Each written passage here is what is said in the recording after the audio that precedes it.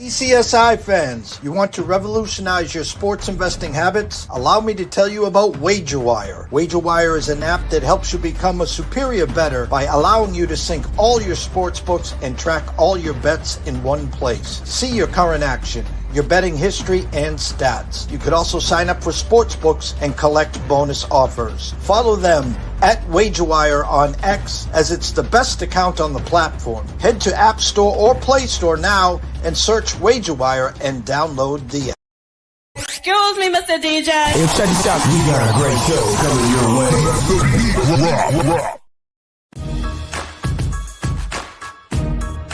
From the ECSI Sports Studios, it's the Midday Market Report with Jeff Dawson.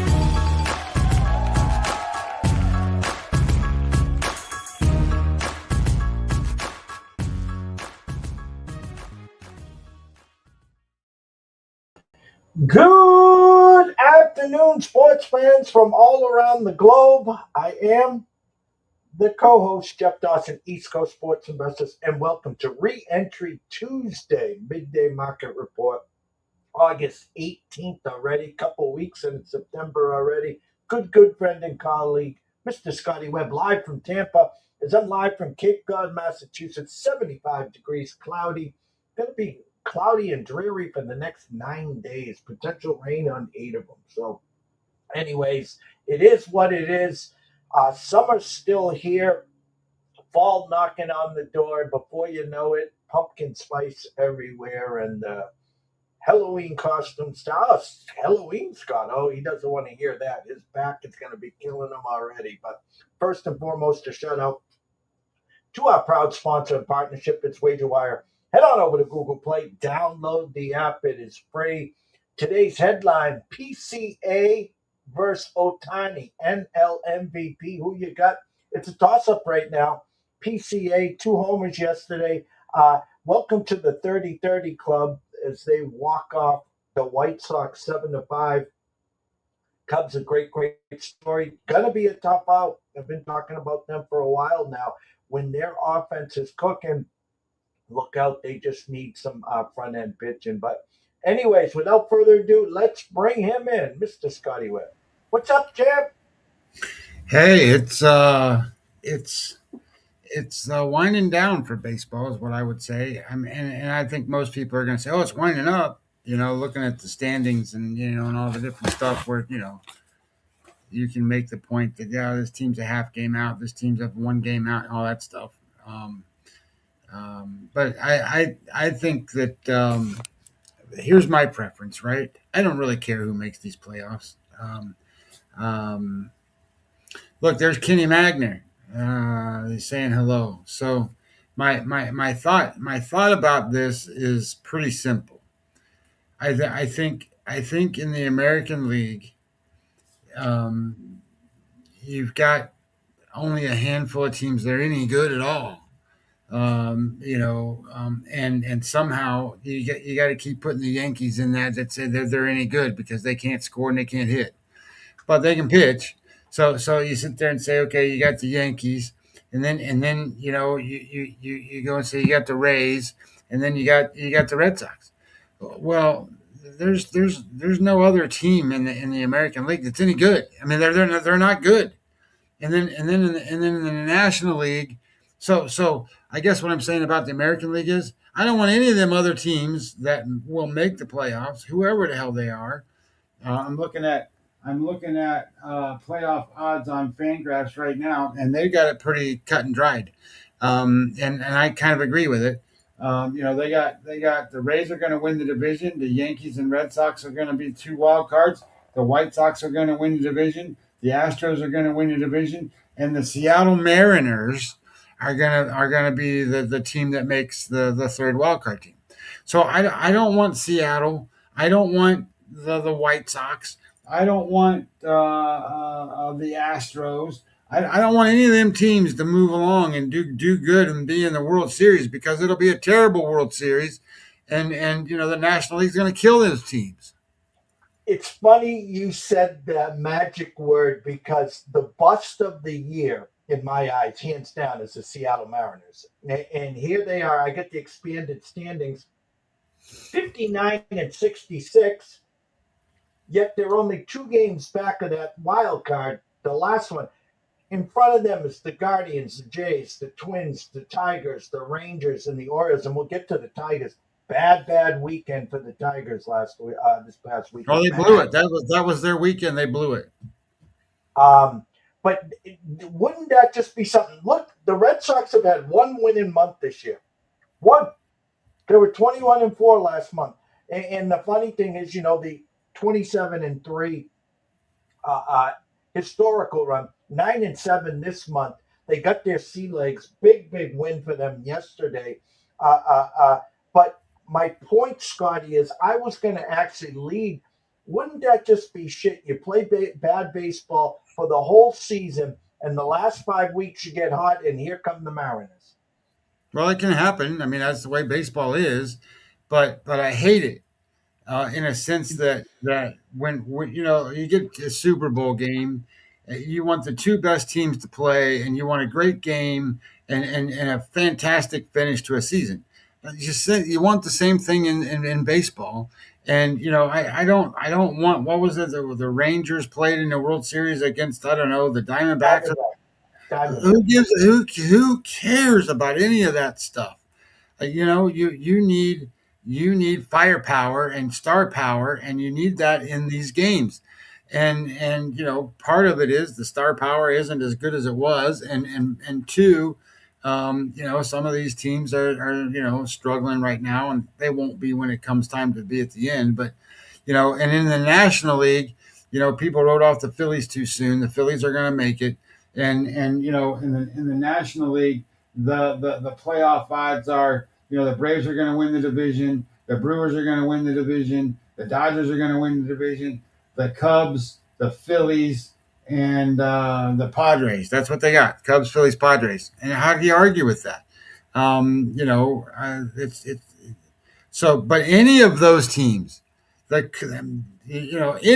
of those teams are going to beat all them damn American League teams. So it's going to be fun to watch the National League playoffs. It's not so much fun to watch the American League playoffs, and it's just going to be bleh. And it is what it is. But I really fingers crossed, just going like this, that we don't get like the Cleveland Guardians make it in, and then they win a game or win a series, and then all of a sudden, shit, they got a chance to make it to the AL finals, and who knows what happens, and win that and be in the World Series. That'd just be awful. Well, we're going to figure this thing out, Scotty. My headliner today, PCA versus OHTANI NL MVP. Who you got? A big game for the Cubs, big game for PCA. The Cubs are not missing that bust called Kyle Tucker in right field. But thoughts right now, I mean, I would give it to PCA. I mean, Ohtani's been nicked up. The Dodgers are just the Dodgers. But it's tough, like those Mike Trout years where you had to have an epic season to beat Mike Trout. Look at last year in the American League. Cal Riley hit 60 homers, not enough to beat Judge. That's the way Ohtani is in the National League. And I'm shocked that it's a pick'em right now. Thoughts with 5 weeks to go on the National League MVP? Well, I think that PCA has momentum, and I think he can carry that through if he plays well enough. What I mean by that is he plays the Cubs have the second most difficult schedule remaining. So he's going to play a lot of meaningful games. They play, for example, the Cubs play 7 games against the Brewers. They play 3 against the Braves, 3 against the Red Sox, 3 against the White Sox, right? They got, and the bad teams they play include Seattle, who's trying to make the playoffs, stuff like that. So I think if he plays well in these games that are going to be shown all over the place all the time because of who they got to play, and he does well, I think that's going to outshine what Ohtani does. I don't care what Ohtani does. Like even look at yesterday. They both had 2 hits or 4 hits or whatever their number was. They both had the same number of hits. They both hit 2 home runs. But PCA hit a leadoff home run. Well, that's pretty big. And then he hit the walk-off home run. Well, that's different. And different in a sense that it resonates with people who vote on this stuff. And it's not just a stat. It's a, hey, he won the game for this team. And if he does that with these games that he's got left, look, what if, I'm just saying what if Chicago State gets hot, hits, and they beat the Milwaukee Brewers in these 7 games they got left and win the division? That will certainly surpass what Ohtani can do. Even if Ohtani gets busy and gets hot and does whatever, they're expected to win. They're already way ahead. So I think, everybody's just waiting on the Dodgers to get their pitching going and, start hitting a little bit better than what they have been. They're going to be fine. Trust me. They're going to be fine when they when they go play series number 1. They're going to be just fine. And then, it's going to be a matter of how do some of these other teams stack up and all that stuff, and where the pitching matchups and stuff happen and all that. But the reality in my mind is, I think that PCA has the momentum. He can carry forward that momentum and win this thing down the stretch. Ohtani just needs to be Ohtani. He needs to hit his home runs, and he needs to just get his hits and be a productive player. And he'll be in the mix. But if PCA runs out the rest of the season in a good form, I don't think anybody can beat PCA. I don't think so either, but it's just shocking right now that it's a pick 'em and it's voted upon.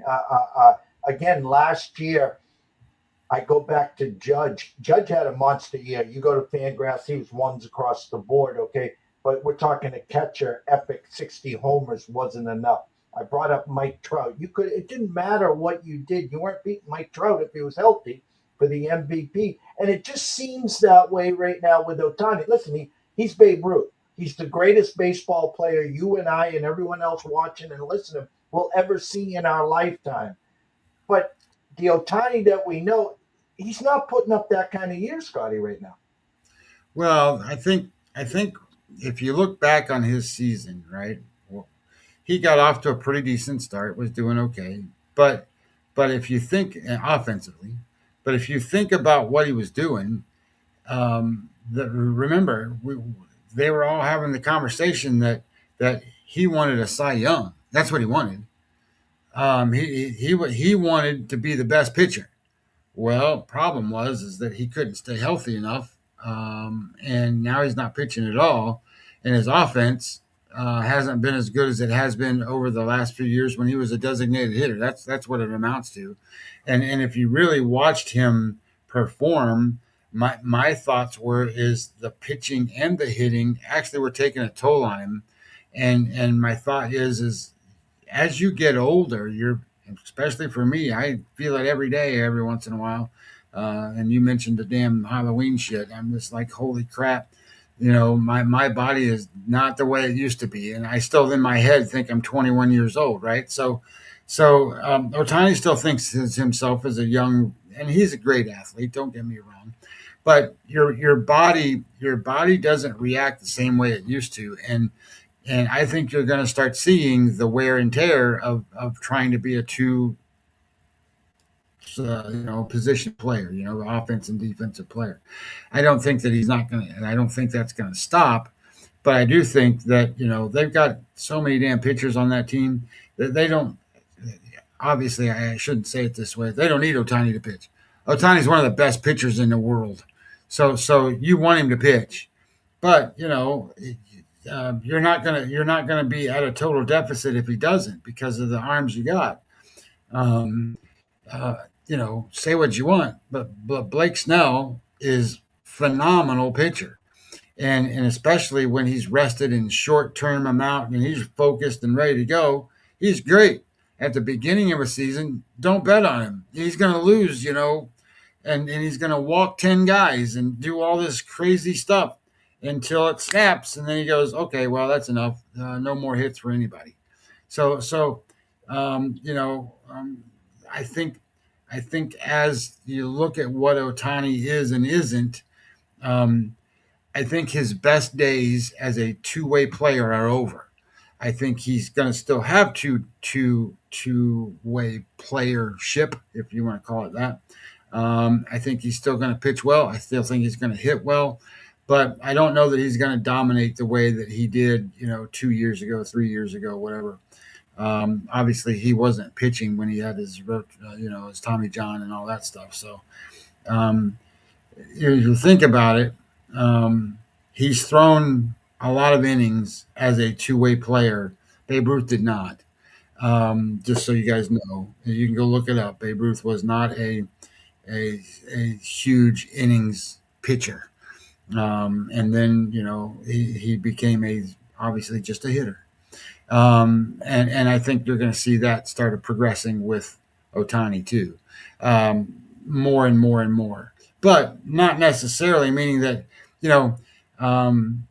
a starter in the big leagues today, if you start every game, it's roughly 32 starts, depending upon the time of the year and where everything is. And, they got those games that start in Tokyo or whatever and all over the world. So there's some pitchers get a little extra edge where they might be able to get to 33. If you were to get 15 to 20 starts every year out of Ohtani, and then you got Ohtani to play, 155 games as a designated hitter, you're going to be just fine. You're going to get a great athlete, a great pitcher, but he's never going to win a Cy Young ever. And he certainly can still be an MVP, and his offense is quite good, to the point in which if you add in those 15 to 20 starts that he makes, he's still an MVP kind of guy.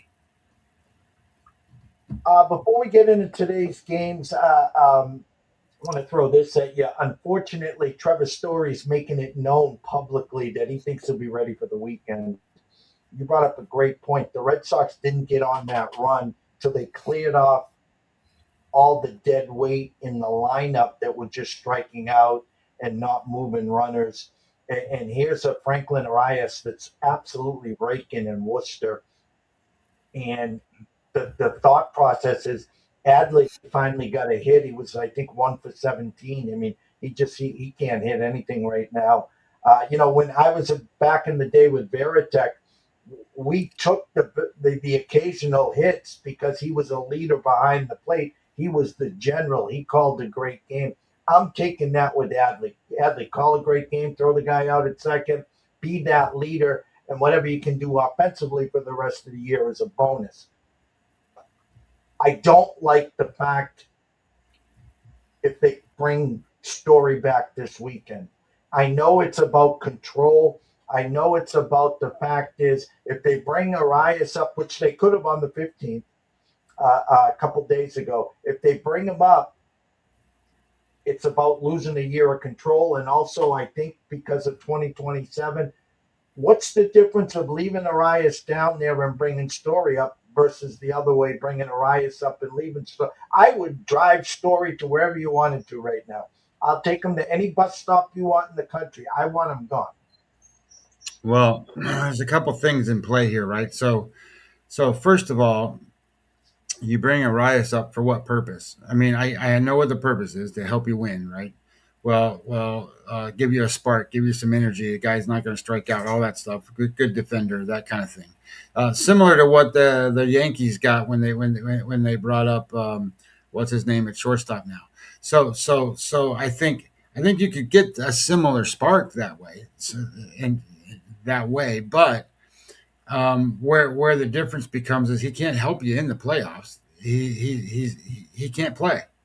He's not going to be eligible for the playoffs. Put it that way.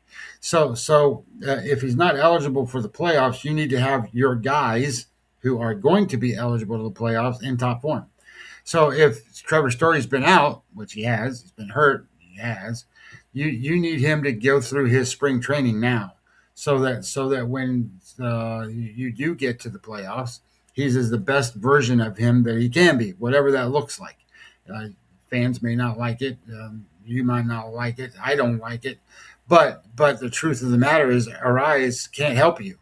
So Why, so why, so why can't he be eligible for the playoffs? well, is he on the 40-man roster? Well, don't you have what till September 1st, right? If he's not on the 40-man roster, he's not going to be able to play. So that's the big deal. So if he's not on the 40-man roster, and I did an article on this. I don't remember what the date is, but there is a date, and it could be September 1st. I don't remember. But you got to be on the 40-man roster to be eligible to play in the playoffs. You don't have to be on the physical team, but you need to be in the 40-man, because then you can make adjustments between players and stuff as but only from those 40 guys, and only those 40 guys that are listed by that date. And I don't remember what the date is. Jeff, I'm old these days. I don't remember shit half the time when I do stuff. So that's why I write an article on it, and I can go back and refer to it later. But point being, though, is that it's important to understand, the dynamics of some of that stuff. And you certainly could be right. It could be that they have him on the 40-man roster. Just because he's in the minor league does not mean that he's not on that 40-man roster. You have to check. And if that's the case, then he would be eligible to play. But the other thought is if and it's not just about that. If you're on the 40-man roster, you're protected. You're a protected player, meaning that when the Rule 5 draft comes and other things happen, if you are on the 40-man roster, you can't be drafted away. You're a protected guy. These are the 40 guys that are on this Boston or any team roster that you can't get your hands on. So they will put him on that regardless of the time before the Rule 5 draft. So they'll do that.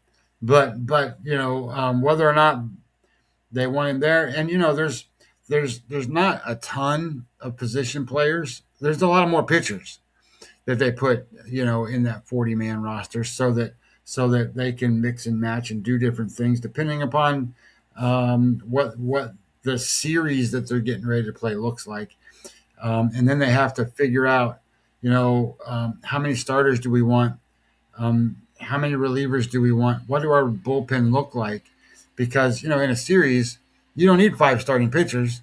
You may not need 4. You might only need 3, depending upon how they're going to go, or how you're going to use them, and what the dates in between and off dates and all that stuff looks like. So your starting pitchers maybe become bullpen pieces, or maybe they we don't need them, so that allows you to bring in 1 or 2 or however many extra bullpen guys, so that you can mix and match and do all kinds of stuff. So they do generally bring in a player or so that helps them, for off the bench or whatever. How many times you see it in the playoffs where they don't really have a good player. He's not a good player, but he's fast as shit. So they put him on base just to steal bases and run. They do. Every team does that. And then all of a sudden, you got one of those kind of guys on your bench that you could put in. So I think Trevor Story's an interesting spot. It's he's a veteran guy, been around a while, played in big games, has had some success at the major league level, hasn't had much success in his recent years. And you would have to sort of in your head, and I know the Red Sox are probably doing this, giving him runway, right? Stretch. Hey, we're going to give you a chance. And then, it's up to him then to kind of fulfill that. And, I look at this stuff and look at the data and look at numbers all the time. And, don't ask a player to do things they don't do. And what he's not doing right now is what you want. And, so I wouldn't ask him to do those things. I would just ask him to be whatever it is he is, and the best version of that, what that looks like. So anyway, my point being is I don't think Trevor Story is going to be the answer, but I do think he's going to be there. I don't know if he's going to be there forever.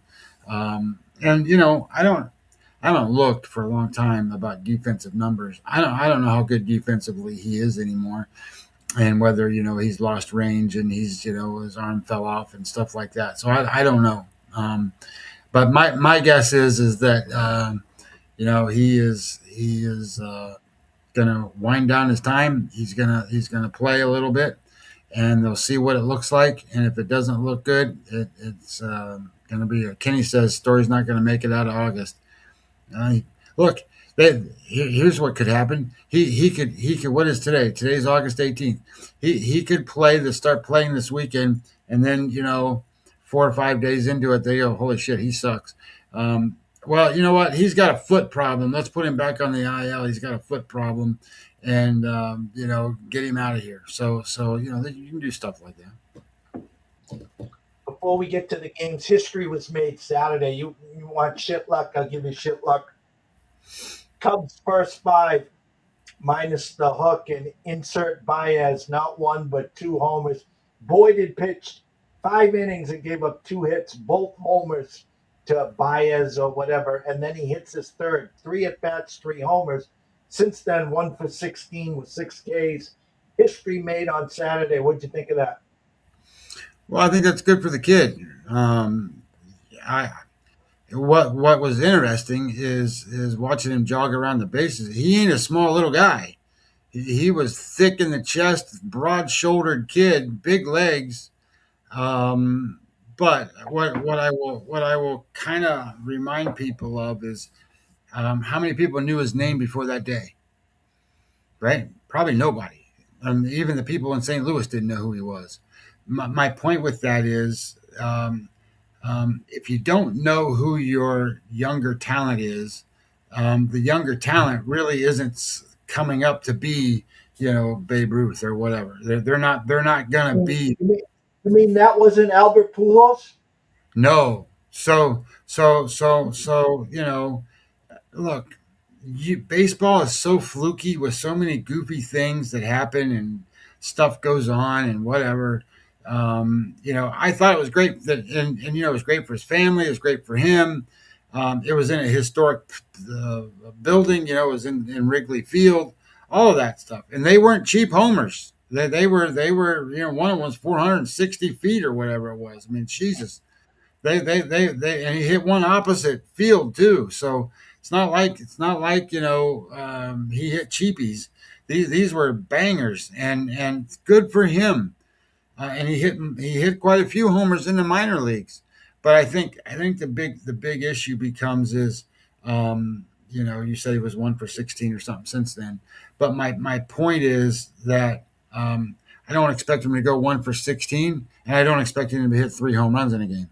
So he's going to be somewhere in the middle, and it's probably not going to be star power, whatever. I would say this: I would rather watch him play than Lars Nootbaar. I mean, that's just me. I mean, I'm not a big fan of those, of these also ran guys that just keep finding spots to play, and they're just not that good. So I'd rather give it to a young kid and let him grow, let him develop, see what he is. And if he hits 3 home runs in a game and helps him win, hey, good for him. I mean, how many games has Lars Nootbaar helped them win this year? The kid played 1 game and won. So I mean, what it is. I'm going to bring you front and center, full slate today. Some interesting matchups. Yankees Rodon versus Baz overnight. Pick 'em. Now money leaking in on Rodon and the Yankees there. Yabinki pitching today. Ashcraft, we didn't get into it. Sox lose 2 out of 3 to the Pirates. They had lost 3 series in a row now leading up to this week. And then Paul Skeens Day on Sunday, pushed back to Wednesday. Obviously something going on. They're 6.5 games back. I'll be real happy when they have their come to Jesus moment. Maybe it's this Wednesday, and they just say, "Hey, Paul, let's come into the office. We're going to shut you down for the rest of the year." So I've been trying to follow some things about Paul Skeens, and your boy Kurt Schilling had a lot to say about Paul Skeens, and I thought some of it was pretty good though, and he doesn't like so. So he thinks Paul Skeens is a max effort guy, and he thinks most of Major League Baseball pitchers are max effort guys, and you don't want max effort guys, and the reason as starting pitchers, and you don't want max effort guys because they're not going to hold up, their body won't hold up, and what that means is that as a pitcher, max effort, they're out there trying to throw as hard as they can, basically every pitch, and he thinks that Paul Skeens is that. My opinion is that he's probably a mix of that. I don't think he's out there throwing as hard as he can every single pitch. Now, having said that, because I've seen his warm up and I've seen his different things he does. Now, having said that, the other thing that I thought, now we're starting to talk about pitching, which is he was talking about his arm and the amount of abuse his arm's taking, and this I agree with. So when you pitch, obviously the mound's at a height, and then it's got a slope. So as you step and you throw, you have the ease of your arm is going to be on how far out you can extend your arm and release the ball.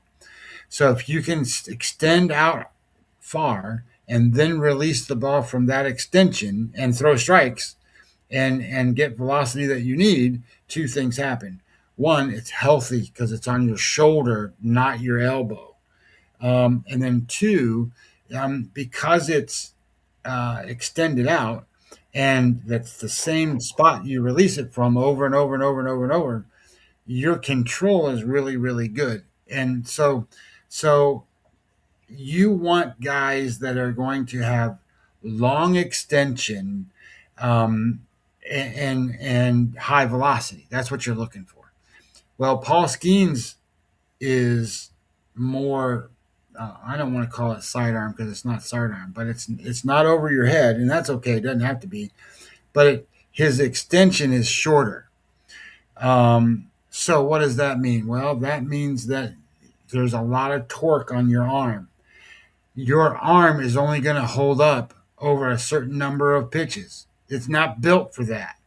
The muscles, the ligaments, and all the things, they're not built for that. So there is validity to what he's talking about with him breaking down.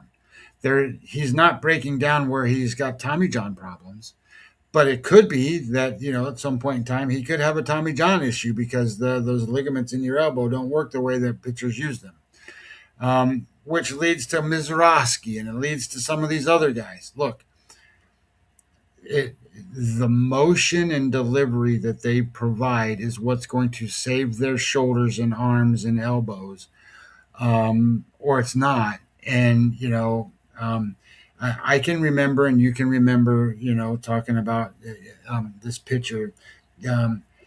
He can reach back and get what he wants when he needs to. And that's the way he used to pitch. Start a game, he's throwing 93 miles an hour. At the end of the game, he's throwing 95, 96, 97, shilling. So how does he do that? Well, he's not a max effort guy every time. And he was able to keep his body and his arm and his shoulder in rhythm and right routine. Baseball today is different than it was when Schilling pitched. Baseball is different and that's why I say today's pitchers are better than any other pitchers that ever lived, including Schilling. So my point is, they might be max effort guys, and they might be short-lived windows. Maybe they're 5 to 7 years instead of 15 or 20-year pitchers. But in those 5 to 7 years, they're better than anybody you've ever pitched against or faced as hitters. They're better. And they're better because the ball moves, the ball is thrown harder, the spin rates and all the different things they have on these things is so much better today than it's ever been. And the batters are at way more disadvantages. And, we always talk about, well, this guy should do this and the batting averages are this and that. That's why they don't judge them by batting averages anymore, because the game's different. It's not the same. They strike out a hell of a lot more, right? Well, that's because of two things. You can be a Luis Ariz and you can slap the ball around a little bit and have a high batting average. But meaningful at bats to your team and helping your team win, you're an average player at best.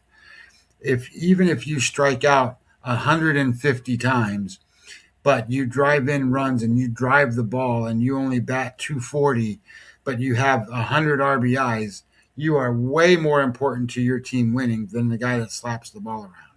So anyway, point being is baseball is so much different than it used to be. The data has changed. The what's important has changed. I was thinking about it earlier today. Do we have a 20-game winner this year in Major League Baseball? It's possible we might have one, but I doubt it. The meaning that Christopher Sanchez won 16 games. He won his 16th, and I know. Don't forget Sonny Gray got 15. Yeah, I know. He's got 15. He's got what? 6 starts left? 7 starts left? Okay. So he's got to win all of those games and get the win in the game, and that doesn't always happen that way. So he's got a less likelihood to get those numbers because of what he's got left. And when I looked at the remaining schedule for the Philadelphia Phillies, I'm like, Sanchez probably won't get to 20 either. So that's just the way the game's changed, right? They take these guys out. It's a lot more about, how many times do you see, and I see this almost daily, a manager takes the starting pitcher out when they got 4 2/3 innings in. Well, why do they do that? Well, they're trying to manage the arm load. Look, I'm telling you, it's a different game, and they understand what max effort is, and they understand the damage that it can do to a guy's arm, and that's why they go and say, "I don't care, give Tommy John. We'll miss you for a year, and then then you can come back and you're fixed and better than you were before, and you can still throw as hard and blah blah blah blah blah." Unless you're the guy for the Reds, Green, who I don't know what his deal was, but now he needs a second Tommy John, so he's not going to pitch next year. Like, bro, you just wasted all that strength and power that you had, and you're never going to be as good as you were as you were younger, because when you come back, you're not going to be the same pitcher. So anyway, I don't know. Like, baseball is an interesting sport that way, and I think in a lot of ways, it's all good, but it's bad in those circumstances, and you can't compare today's players to Schilling. I think he makes some good points about certain things, but not good points about other things. 40 minutes in, Scotty. I'm going to bring you front and center. Just go through a couple of games. I'll be back here manning the desk. Shout out to Kenny Magna, Rocket Sauce, wherever you are, of course. Mr. Lucky, Dr. Lance, the same cast of characters, Jay Berry. Do your thing, and I'll be back soon, sir. Yeah, I think that, as these games wind down, we talked about this a week ago or so.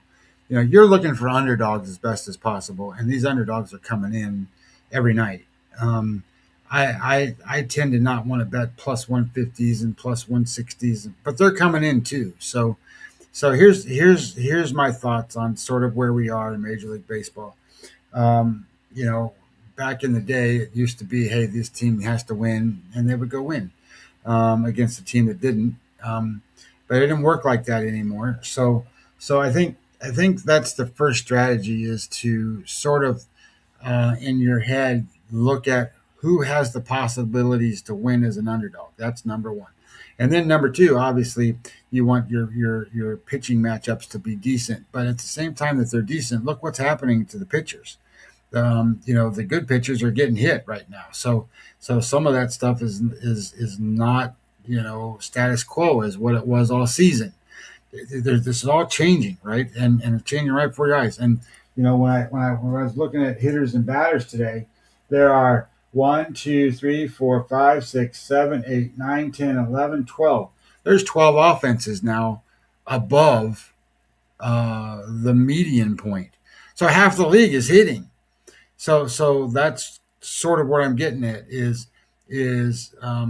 if you're totally basing everything on pitchers, you're not going to do very well in this back end of the season. So it's a mind shift, it's a mentality shift, and it's obviously a gambling shift. So when you're betting, you got to be careful. So first selection that I think is a worthwhile bet today is the Baltimore Orioles and Shane Baz over the Yankees.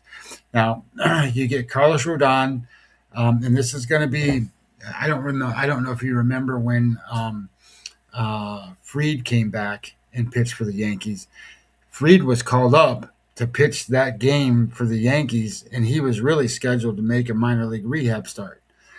And then he pitched, I think he went 5 innings, but he only threw a certain number of pitches because he was really efficient and did really great in that game. Well, Rodon is exactly the same spot. He's supposed to be in one more minor league spot and then come up. Well, they need him, so we're bringing him up. That's what they're doing. So this is a minor league rehab start. He's on a pitch count, and he won't go more than 5 innings unless he's obviously super efficient. And, when you look at the numbers that he produced before he got hurt, they're decent. They're not great. They're decent. So he's an above average starter by a little bit. He's an above average strikeout guy, but he was walking. His walk rate, if I get there, his walk rate was 9.5%. There's guys with higher walk rates than that, but not, guys that are expected to be close to ace type material. And he's not, he wasn't that good that way. His batting average against was good. His RE24 score was decent. It's not, super high. It's not super low. It's not low at all. It's on the positive side. So he's been good. Now, that said, Shane Baz has his ups and his downs, and his last time out was a game score 24. So that's not very good for him. I expect him to pitch better. Obviously, these are teams that know each other, seen each other. Shane Baz pitched for the Rays, so he's pitched against the Yankees a lot. And obviously Rodon's pitched against the Orioles a lot, and the players on that team. So it's not like they don't know each other. But Shane Baz has a half a run advantage in terms of run edge. So he's pretty good that way. His what was interesting is his strikeouts are average, and he throws hard. So I figured his strikeouts would be a little bit better than that. But where he's got an edge is he's not walking guys and he doesn't give up home runs. So if you're not walking guys and you're not giving up home runs, how are the Yankees going to win? Because if the Yankees don't hit, the Yankees will walk and then hit a 2-run home run and then hope to win the game. Well, that's probably not going to happen today. That would be my thought. If this pitcher who has if he has a home run rate of 0.33, right? So he gives up basically 1/3 of a home run in a game. So there's a good likelihood he's not going to give up a home run. And his walk rate is 4%. So he might walk one guy this whole game. Might not walk any. But my point being is I think that's the elixir that beats the Yankees. No walks and very limited home runs, and then the Yankees can't win. Because here's where this goes. Let me go to the hitters and the batters for a second. The Yankees, in the last 6 days, they've played 5 games. They've only hit 4 home runs. It's not very many. And they've only scored 16 runs. So they are 3.2 runs a game, 69 weighted runs created plus. They strike out 25% of the time. And their WOBA number is 268. 268 is, I'm trying to look. The Texas Rangers are 260. So the Yankees rank 29th in hitting. That's basically what it means. They are terrible at just hitting, base hits, moving runners, doing the stuff that you got to do to win baseball games. They're awful. So if you got a pitcher that can limit the home runs, I think you're in a good spot. And this is the Baltimore Orioles right now are 134 weighted runs created plus. So 34% better than an average team. The Yankees are 31% worse than an average team. So I think that fits pretty hard for them. Baltimore's got a 39% hard hit rate. So they're doing things very, very well, and I think that that's going to show against Rodon. So I liked this matchup in a sense that what's the line on this game now? Let me go over there. There we go, and there we go. So this line right now is, it's coming down a little bit. Baz was minus 110, I guess, at the open, and now it's minus 115, minus 114 for the Yankees. Look, I think this is a Baltimore spot. I think you take Baltimore. Maybe not tomorrow's game may not be that way, but I think this one is. So that's one of those small, dogs that you can play, and I think it's all right. So that was one that I thought worked out all right, and then here you have. I think people woke up and said, "Hey, Braxton Ashcraft, he's pretty good." So the number today in that game with Braxton Ashcraft is, he is minus 140 all the way up to minus 145, 150 in some locations against the Tigers. The Pirates need to win just to stay relevant, but they're dropping out of this thing fast, and I think they're going to go away real quick. The reality here is that this is not a Braxton Ashcraft spot. Braxton Ashcraft is too high a favorite, number one, and number two, he's off of his last big start. So if I were to go back and look at Braxton, his start last time out was a game score 87. If you remember, it was really, really a good outing for him. But including that game score 87 that he just threw, over his last 7, it's only a 47. He's not been great. In fact, he's been bad. That's below average bad. He's a 55 on the season, which is fine. I mean, that's where you would almost expect him to be. But here's his game scores. 87, right? But prior to that, it was a 41, then a 60. It's what you expect him to do. But then it was a 51, 4, 35, 56. So he's had several bad starts in his last 7. So now you're going to play the Tigers. The Tigers are in spots that they got to win every single day. They got to win every day. So this is not where you want to go and say, "Hey, Braxton Ashcraft, go pitch your best," when he just did it last time. So I don't like this spot for him. I'm not necessarily suggesting to go bet on Detroit, but I don't mind it. Montero hasn't been strong enough for me to support him.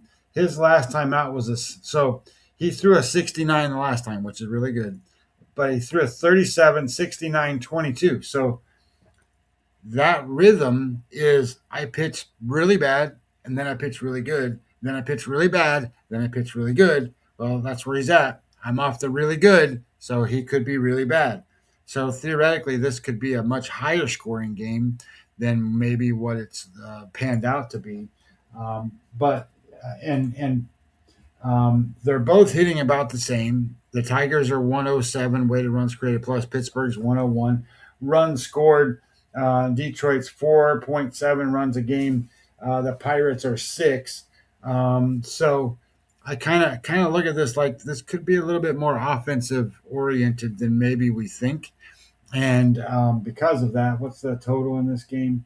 Get back to where I was. The total in this game is 8. And in some cases, you can get, at the Hard Rock here, it's 7.5. You can bet over that number and probably do okay. I think that's probably where you should go here. My computer doesn't like it at all, but where's my computer projection? It says 7. So 5-2 is what it's got. It's got 5-2 with Pittsburgh. I don't agree with that. So I think this is, when you look at 7.5, it's a good chance it'll get over that number. And if it's 8 and you bet over 8 and you hit 8, okay, great, whatever. But it could get to 9.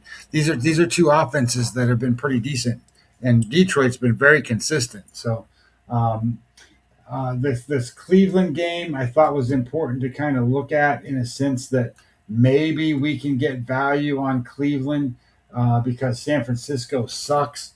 and San Francisco has a terrible pitcher. And I was like, well, maybe we can do the 1.5, and we can do – look, don't get involved in that. Wisenhunt is not a good pitcher, but he pitched good the last time out. And Griffin, since he's been traded to Cleveland, he can't pitch. So I don't. His deal is, where's Griffin? Griffin, over his last 3 starts, which includes 1 with Washington and 2 with Cleveland, is a game score 31. 31. His last time out was a 47. His last 7 is a 49. Do you really want to pay a minus 180 or whatever it is for a team that has a pitcher that is doing poor like that, or at least below average? And the offense isn't offensing. Is that really a word? Offensing. So they're not really hitting. So I'm like, nope, I'm off. I can't substantiate that. My thought is that I think Griffin's going to probably pitch pretty well at some point. This might be that spot.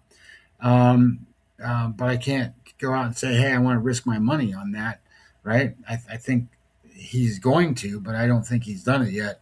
And I also think that, Cleveland's got to start hitting. And just because you got a bad pitcher doesn't mean they're going to start hitting. So I didn't like it, so I stayed off of it. I didn't even do this one. So I didn't do Seattle. I didn't do St. Louis, and I didn't do the Reds. It's more important to Cincinnati or to St. Louis. They're hitting better than the Reds. The Reds are hitting terrible. And Leahy, I told you about Leahy. I love Leahy. Leahy is a surprising ace kind of pitcher.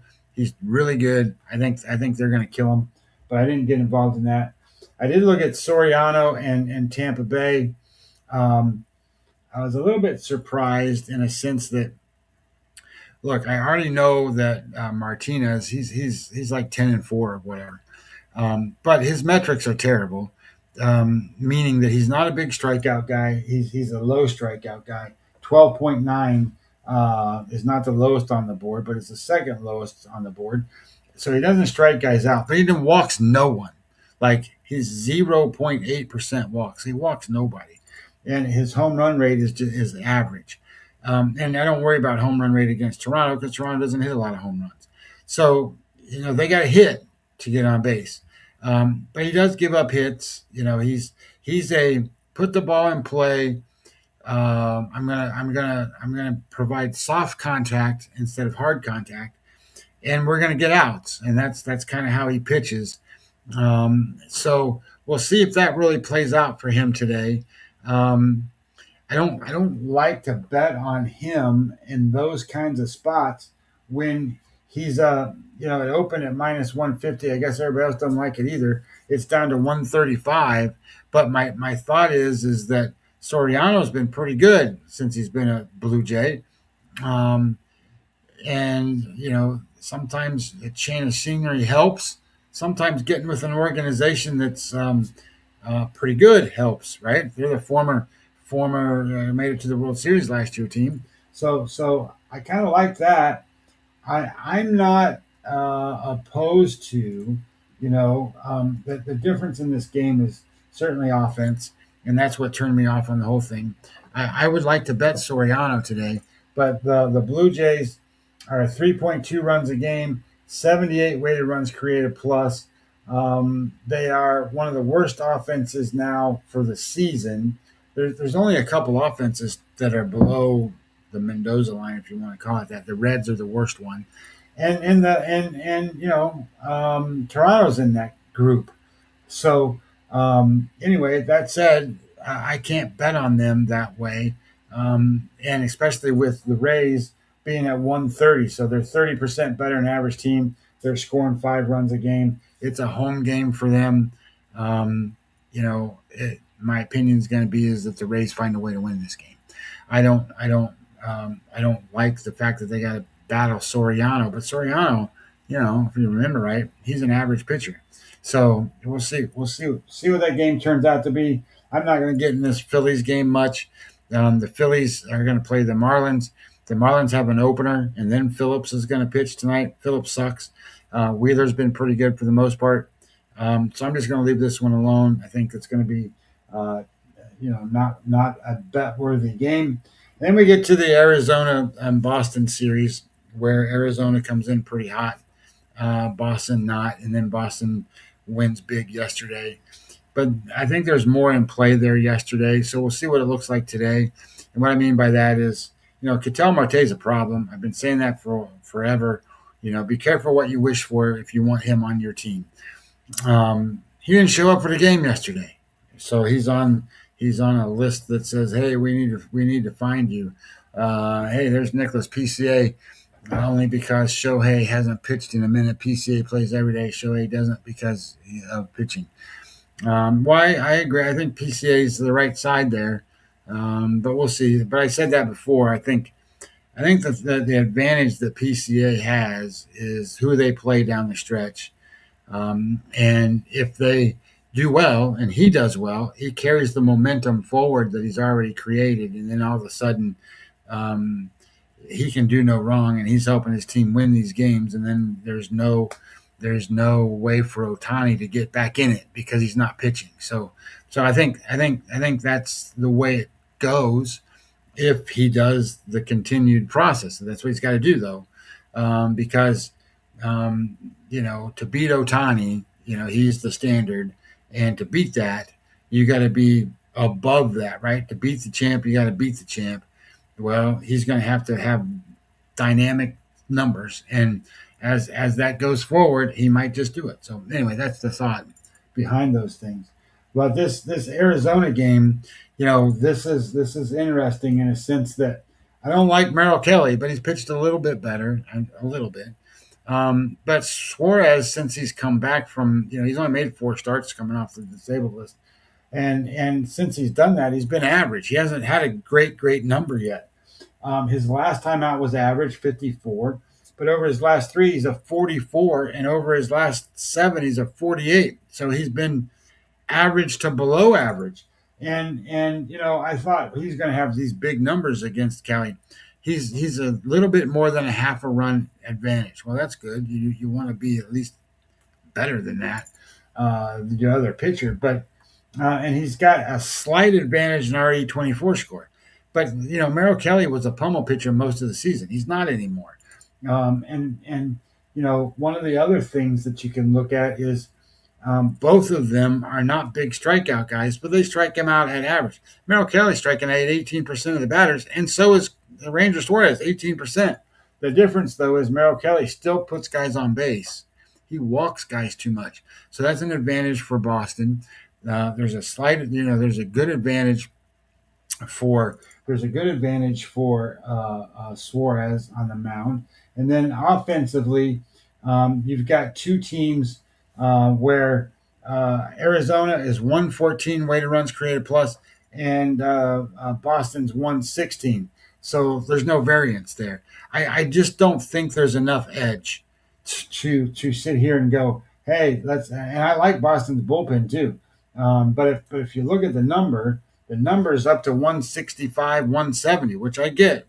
But this Arizona team was surprised that Marte didn't play yesterday. They won't be surprised if he plays today or doesn't play today. So I think they'll be a lot better off mentally to be prepared for today. It says, who would you pick in a 7-game series with the Cubs and the Dodgers are both healthy, considering the Dodgers have been down still with only 3 games behind Milwaukee with Wilson. I don't think Will Smith is coming back, to be honest. Now he might, but he's got something. I mean, when you have a neck problem, that's a problem. And whatever. I think Will Smith's obviously a key player for them. He's a very clutch hitter for them. But here's my thought about the Dodgers and anybody they face. It doesn't matter. Yeah, we can say Cubs. I'm going to tell you the Dodgers are going to win any series they play. And it's not because of anything more than when you look at who they can put on the mound, your pitchers don't match up. And if those pitchers for the Dodgers pitch well, you're not going to win. So if you have, Yamamoto and you have Skubal and you have Blake Snell and then you have Tyler Glasnow, you're not going to beat those guys. You're not. So the Cubs are going to throw Gossman and Boyd in there and hope that they can win. Well, good luck. You know, the Dodgers can probably hold you to 1 or 2 runs. So if the Dodgers hold you to 1 or 2 runs in any series that they face, then the opponent has to come up with a way to hold the Dodgers to 1 or 2 runs and go through their lineup. They're not going to hit the way they are right now. When October comes, they're going to be hitting a lot better. So things will be a little bit loosey goosey, a lot better for the Dodgers. Look, I don't want to be the guy that sits here and says, "Hey, the Dodgers are insurmountable. You can't beat them," because you can. But at the same time that I tell you that, it's, and it doesn't matter. The Phillies don't match up, even though they're probably closest with pitching. The Milwaukee Brewers don't match up, even though that they got one of the best pitchers in baseball. Nobody matches up to what they can do. So that being said, it's going to be interesting. I like the Cubs. I like their offense. But boy, they're going to have to win. They're going to have to score 10 runs to beat the Dodgers, because the pitching for the Cubs isn't as good. So anyway, Thank you so much, Nicholas, by the way, for the questions. I'm just going to add this, and I don't do this often. The Dodgers are minus 110 to win the National League. And we know, or we assume, it doesn't matter who comes out of the American League. Whoever the National League is going to be favored, no matter if it's the Dodgers, the Brewers, the Cubs, the Phillies, the Braves. Maybe if it's the Padres, it will be a pick 'em.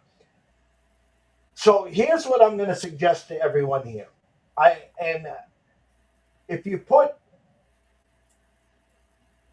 a unit, 2 units, whatever your unit size, I don't care if your unit size is 25, 50, 100, 500, nickel, dime, whatever. If you put a couple units on them to win the National League pennant, and then you put a unit on them at plus, I don't know what it is now, 200 to win the World Series, and just set it and forget it.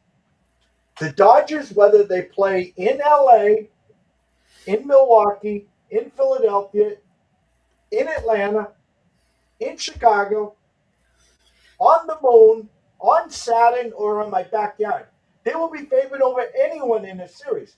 And like Scotty and like myself, there's no guarantees. But my point is, you got it set up in your portfolio. You got 2 units on them to win the NL, minus 110. You got 1 unit on them to win the World Series at plus 200, or whatever the number is. My point is, you are going to have plenty of opportunities with series prices, 1 game, where the Dodgers are up 2-0, where you got a free swing at the other side, to play along in October, once the playoffs start, once the series start. And let me just say this. If someone picks them off, well, that means the higher fruit on the tree, someone's left, whether you got a Milwaukee in the portfolio, whether you thought it was the Phillies or Nicholas and the Cubs. You're going to get such a plus number on them, because I'm assuming that the Dodgers to win the NL and the Dodgers to win the World Series are not the only ones in your portfolio. That's my sermon, Scott. Yeah, well, it makes good sense to have a strategy for the playoffs, right? Like if you don't have a strategy for how you're going to bet some of this stuff, and if you don't have if you don't have the favorite and you bet them now, and that as you get closer, it's going to go up. But if you bet them now, you get whatever the number is, and then you can hedge off of it, and hedge off and do other things, and you can play around with other opportunities that exist that maybe didn't exist before, because you got these bets out here to cover some of the other stuff. And if some of the other stuff comes in through too, it doesn't mean these aren't going to win. It just means that you picked up more, and you picked up more, and you picked up more, because you were smart about getting ahead of it. If you get behind it, then it's the cost is a problem. But right now the cost isn't a problem. But if you're sitting there, okay, well, I'm going to bet the Dodgers when they're minus 200 and stuff like that. Well, that's a different problem, right? So that's why you set yourself up to be able to bounce around and whatever series prices come out and how are you going to handle all that stuff. It's the baseball playoffs are a little different gambling spots than obviously regular season. And the dogs are barking, which maybe is a sign. And the other thing, guys, is you will get buried. And I'll use the word buried. You've already gone through a couple weeks of regular season NFL, 3-4 weeks of college football. Now here come during the day, afternoons and evenings, you got the call the MLB playoffs. You start betting the individual games, you're going to get buried. Dodgers lose the first game with Yamamoto, and then insert Cy Skubal, who has been a shell of himself since he's got to the Dodgers. Well, there's no way the Dodgers are losing 2 in a row. Therefore, I'm going to lay minus 235 on Skubal today, and the Dodgers lose. Now they're down 2-0, and now you're down 2.5, 3 units just in the first 2 games of that series. And it takes 3 to beat them. Then it takes 4 to beat them. So again, getting ahead of the curve, adding to the portfolio now, and then sitting back and cherry picking. Hey, the Dodgers are up 2-0. They're 1 game away. I'm going to take a half a unit on the Brewers today. And if they win, that's great. If they lose, well, I'm moving 1 step further ahead. What does Nicholas say? Nicholas. Will, from what I've heard, is hitting from what I've heard. I believe he's coming back. That's what I've heard. Dodgers are usually quiet about their injuries. Well, based on what you just said, I looked it up. So on Monday, he's I shouldn't say Monday. What is today? Today's the 18th. So Monday was yesterday. So this just came out yesterday. He's going on a rehab assignment. So if he's going on a rehab assignment, he's coming back. And usually a rehab assignment for a hitter is 3 to 5 days. So by this weekend, he should be a Dodger again, and he should be hitting. So I would tell you that you're right in that regard. And then the only other information I had is that he's out until mid-August. So here we are with kind of mid to late August. I think based on what you just said, and then obviously I looked it up, I think he's going to be back, at the end of the month, and then he's going to be able to play all of September. I don't know how they'll use him, but he'll play all of September. And going down the stretch, there's another guy that just takes this offense to, an extreme level. I mean, what I mean by extreme level is he's not the greatest hitter on the Dodgers, but he is a super, super clutch player. If there's a guy on second base and you need him in and he's up, he'll get him in the playoffs. That's what he does. He's that guy. He's not the guy that's going to go up there with the guy on second base and strike out. He's not going to do it. He'll put the ball in play. He'll foul off 17 pitches before something happens, and he's going to put the ball in play. So that's a big addition, especially if he's healthy enough to be normal, if you want to call it that. Because Rushing's out. He's not going to play all the rest of the season. So it would be good for them. Obviously, they made some deadline deals and trade deadline to support Rushing not being there. Fiducia they got from the Rays, and I think he's a good backup guy or even a standard guy. But he's not Will Smith. Obviously Will Smith can hit the dingers and hit the doubles, and how many times you've seen him hit balls off the fence, and then all the guys are running around, and then they score and all that stuff. It's fun to watch the Dodgers when they're playing well because they play good brand of baseball. It's interesting. So we'll see what happens. But I liked your comments about the Cubs and stuff. I just can't get over the lineup and pitching that you're going to have to face, and then you think about any team that faces that rotation. If you don't score, they're going to hold you to 2 runs. If they hold you to 2 runs, how are you going to win? I mean, how are you going to beat the Dodgers if you only score 2 runs? And every pitcher they have is going to hold you to 2 runs. And that's the problem. So maybe you win one of those, but you can't win them all. And that's where the issue comes into, oh, well, the Brewers can match up. Well, even when Mizorowski pitches in them, the Dodgers are going to hold him to 2 runs.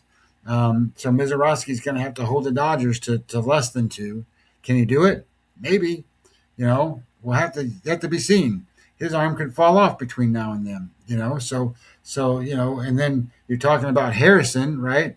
Harrison's shown he gives up 16 runs in a game, and then you have Logan Henderson, who's been really good, but that just matches what the Dodgers can throw at you already. And then the Brewers' offense doesn't match the Dodgers' offense. And then okay, well, what about the Phillies, right? Okay, well, you can throw Sanchez out there, and you can see he gets hit. Wheeler gives up runs, and Luzardo's kind of probably been one of their better pitchers. But none of those guys can sit there and go, well, we're better than the Dodgers. We might be as even to them as maybe we can be in those 3 spots. Well, you still got to score. And, if the Phillies aren't hitting really well, they won't score any because they're like the Yankees. They just don't hit sometimes. And when they don't hit, they don't score. And, they could go blank, blank, blank and be out that quick. So, these games in the National League are going to be interesting to how all this stuff matches up. And then don't forget that, the Dodgers aren't there because of there's just massive advantage they have on offense, even though they got a good offense. There's the Nationals offense is, quote, for the season just as good as the Dodgers or the Cubs. The problem is nobody can pitch like the Dodgers. Nobody. I mean, the Yankees have a good starting staff too, but Fried's down now, and who knows what it's going to look like. That's their edge, just like the Dodgers. But they can't score. So you've seen what's happening. They get ahead 1-0. They take out the starting pitcher and they lose 2-1. Now that's holy shit. They can't. In the playoffs they're going to get hammered like that too. So that gives everybody a chance. So we'll see what happens when it kind of comes down in both leagues. And I'm just, I told, like, started the show and the show. I just hope the Cleveland Guardians or teams like that aren't in it. Then we don't have to sit there and go, Jesus Christ, what is going on with this? That's what I'm hoping. 5 weeks to figure out Diaz, obviously. I'll just, we're almost an hour 15 in. Tomorrow, 12 o'clock, set the dial. We'll be back. And the same with on Friday, but tomorrow, 12 o'clock. I'm not worried about Diaz just yet. He'll figure it out. He's got 5 weeks. And as Will Smith slowly comes back, oh, here comes Blake Snell. And, oh, here comes Glass now. And the list is endless. And the funny thing about how long they are, if one of their top 4 arms was to get hurt, it's next man up. And, we didn't even mention OHTANI, which is not going to pitch. But my point is. I think OHTANI's going to pitch. I think OHTANI's going to pitch. I don't think he's going to start a game. I think he'll be like, okay, I'm the bridgie to the closer. That's what he does. He'll come in and throw 100 miles an hour and get everybody out. That was my point. They're not going to use him as a starter. But my point is, again, if Mizorowski went down, if Sanchez went down, if Mason Miller went down, again, it'll be interesting if the Padres get in there. They don't have the front end pitching, but don't be behind getting into the 6th or 7th against them, because now you're betting into their strength. Last question. I know we got 5+ weeks till we get there. Any chance in holy hell Dave Roberts pulls in Mookie and, hey, I got to move. You got to move him the bleep down. Just a shell of himself. I mean, they're walking people to get to Mookie now. I had a team total the other day, and they're walking him so they can pitch to him with the bases loaded. Listen, this is not the from a couple of years ago, Betts, Freeman, OHTANI here. What do you do with Mookie, Scott? Well, I think that I'm trying to pull him up right this second, or pull up some stuff here. I think that they are trying to. So let's just say this way: they've already moved him once, right? Andy Pages is not like the guy that's supposed to be batting second or third. That's supposed to be Mookie Betts. So they jumped him in there. Here's kind of my thoughts. Now, I don't think you bat him anywhere lower than 6th. Mookie's got experience. He's been around the block. He's not gonna be an easy out. Now he might be a fly out. He might hit a ground ball or something like that. But in key spots, I don't think he's going to go up there and strike out. I think he's going to make contact. So that makes him different than like Teoscar Hernandez. So Teoscar Hernandez will strike out. He'll swing at a bad pitch. Now there's an occasion where he swings at a bad pitch and hits the damn thing for a home run. But it's weird that way. But who else do you have? You've got Tommy Edman, and here's the other issue. Where are you going to bat Will Smith? Well, Will Smith's going to bat higher probably than Mookie Betts, my guess. Maybe. So right now that's it's Otani, Freeman, Pages.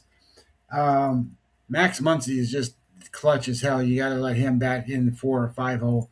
And then they've got Mookie Betts. Kyle Tucker can bat last, as far as I'm concerned. I think he can.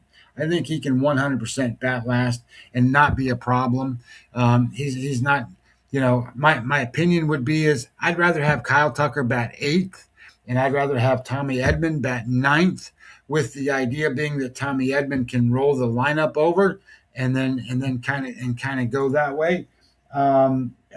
So I think the way I would do it is I don't mind Otani, Freeman. I don't know about Pages batting 3rd. I would rather have, and I know these guys think that the best hitter in baseball these days is the 2nd position. I don't think that's the case, but that's what they think.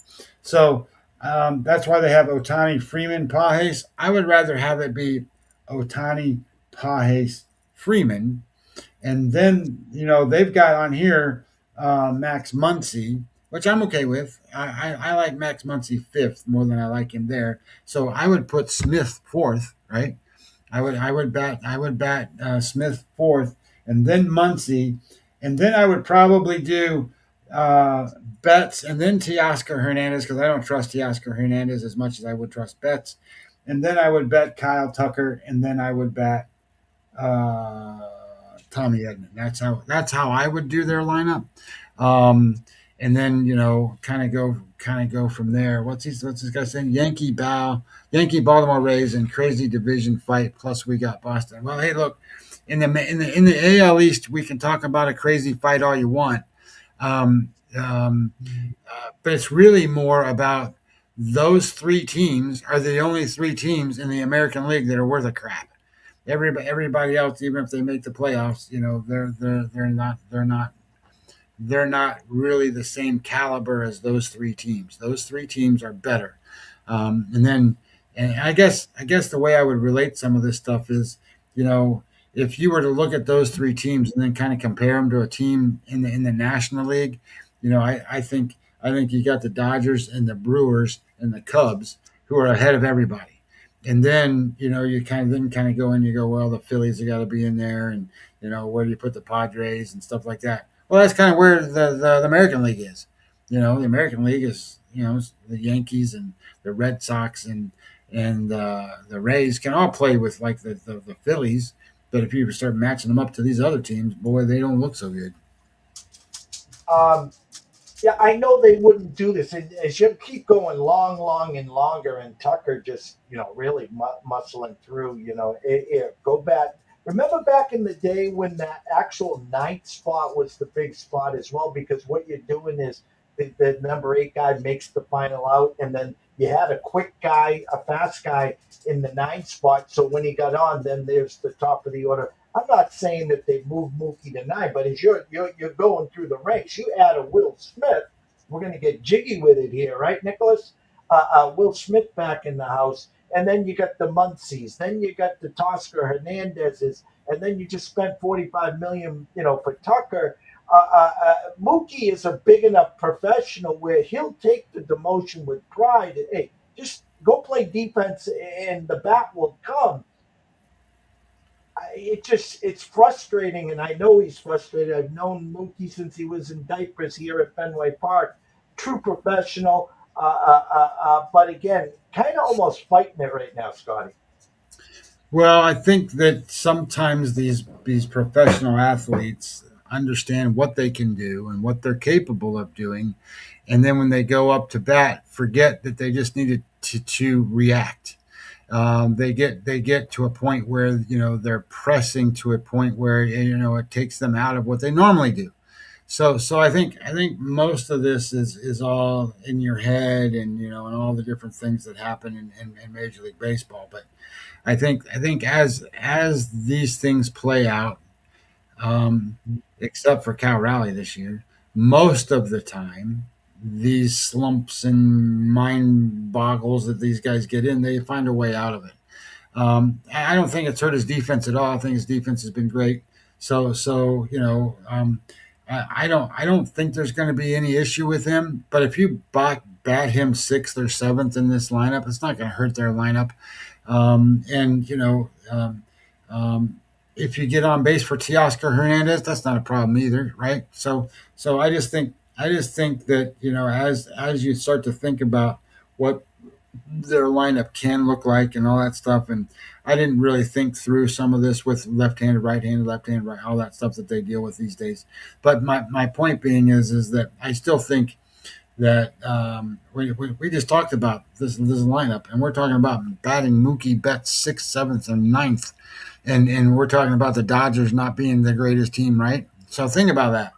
So I see that we're talking. What does he say? Oh, since Steve Sachs, Fernando was playing. All the hate on the Dodgers is real. Well, all right, so in regards to when they were bankrupt and you got an ownership change and all the different things. One of the things you got to realize when you're like the Yankees for years and now the Dodgers or some of these other teams that tend to win all the time. It's unless you're a typical fan of that team and you're happy for your team that is now winning and there was a time when the Dodgers were terrible, and it's not too long ago. If you go back 15 years, they were horrible. So anyway, point being is that as the Dodgers go along, you get to the point where right now a lot of fans across the country look at this as going, hey, they have unfair edges, unfair advantages our teams can't get. That's why they win. We hate this about the sport. We hate this about a lot of stuff. It's not always about, quote, the Dodgers. It's the environment that they're in, right? The Dodgers have an unlimited payroll, and it's unlimited, not because the ownership goes out and pays all these players. I mean, they do, but it's not because their owners have more money than everybody else in the world either, because they don't. The Mets guy does. So when it comes to how do they get their money, it's all TV revenue. So they got a lot of TV money that nobody else has. Nobody, even the Yankees, none of them. They don't get what the Dodgers get. And then the Dodgers are also hiring talent that run the organization better than anybody else. So here's what people really need to understand about the Dodgers. They got the best Major League Baseball team on the field out of all 30 teams. They also have the best run organization out of all 30 teams. And because of that, their minor league system is basically the best too. They might rank 1, 2, 3, or 4, depending on who you talk to. But it's unbelievable how deep and how good all of it is. It's amazing. And, it's America. What do people do in America? They bitch and they complain. And they bitch and complain about success. Well, stop doing that and start being a learner of what the successful people do. Emulate that and get the damn success your damn self. Goddamn people. Nicholas, listen, I can hear Vin Scully right now. I used to fall asleep listening to the late night Dodger games with Vin Scully. I remember Fernando Mania very, very well. Steve Garvey. I remember the Dodgers growing up. You know what? Obviously, I'm a diehard Red Sox fan. Remember the 75 World Series like it was yesterday. I remember 86 in Buckner. The list is endless. I eat, sleep, drink like Scotty. Shit, baseball. That's what I do. And what the Dodgers are doing and have done and what are trying to do. Listen, if the Red Sox don't win the World Series, I will be right there applauding if the Dodgers get a three-peat. I will. I enjoy greatness. I enjoy watching greatness. And they are, they're making money off of Otani. Otani's making $1 bazillion, and they're making money off of Otani. His contract's already paid off tenfold. So it's just comedy. The rich get richer, and I do laugh at the fact that Scooble is a rental. If they want Scooble and there's baseball in 2027, Scooble will be a Dodger. We'll have to see what happens there. Great show. Shout out to Nicholas. Shout out to Buck Skull, Gang House. Welcome back. Shout out to Kenny Magner, Mr. Jay Berry, of course, the Wager Wire community. Hey, can I just say one real quick thing? So Tyler Glass now is listed as the starting pitcher against the Atlanta Braves on 8/27. So he's a week away, and he'll be back, and he'll be. So then you're going to have the here we go. This is the pitching rotation that's going to kill everybody. That's what you're going to have. He's making one more rehab start either today or tomorrow, and then he is so. There will be no more Eric Lauer shit. You know what I mean? Like that. Well, I shouldn't say it that way.